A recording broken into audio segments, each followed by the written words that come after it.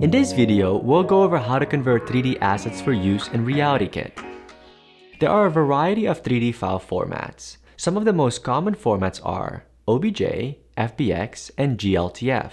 However, RealityKit doesn't support any of these. Instead, RealityKit uses the USDZ 3D file format.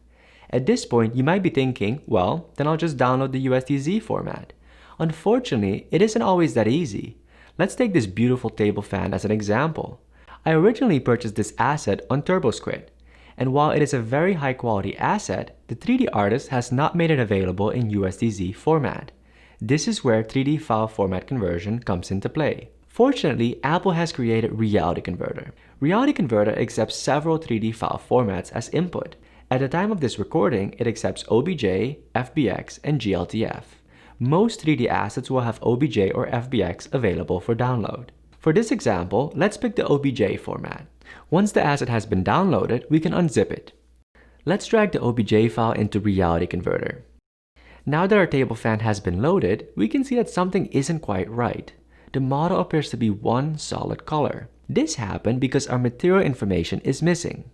Let's fix this. Our OBJ download included a folder titled Textures. In this folder, we have PBR textures for our table fan. If this is your first time hearing about PBR, I suggest you watch the video on purchasing 3D assets. I'll include a link in the description below.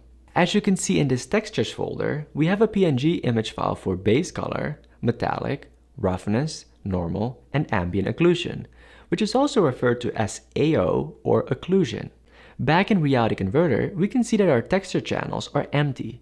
To fix this, we'll drag in our texture PNGs to the respective channels: base color, metallic, roughness, normal, and occlusion. Keep in mind, not all texture channels need to be filled. In this case, the 3D artist did not provide textures for opacity, emissive, and clear coat. There's one more issue though. It seems that the textures were only applied to the metal components of the fan. When we click on the materials drop-down, we see three materials: contemporary fan metal, contemporary fan, and default converter material. Reality Converter automatically creates a default material for us. In most cases, it is safe to ignore the default material. When selecting the contemporary fan material, we notice that the texture channels are empty. This is why the non-metal components of the fan still have the appearance of the default material. Before we populate the texture channels, let's take a quick look at the relationship between materials and textures. A model can have one or more materials. Each material has texture channels such as base color, metallic, and roughness. As we've seen in our table fan example, the 3D artist assigned the contemporary fan metal material to all components that should have the appearance of metal. So to summarize, a 3D model can have one or more materials.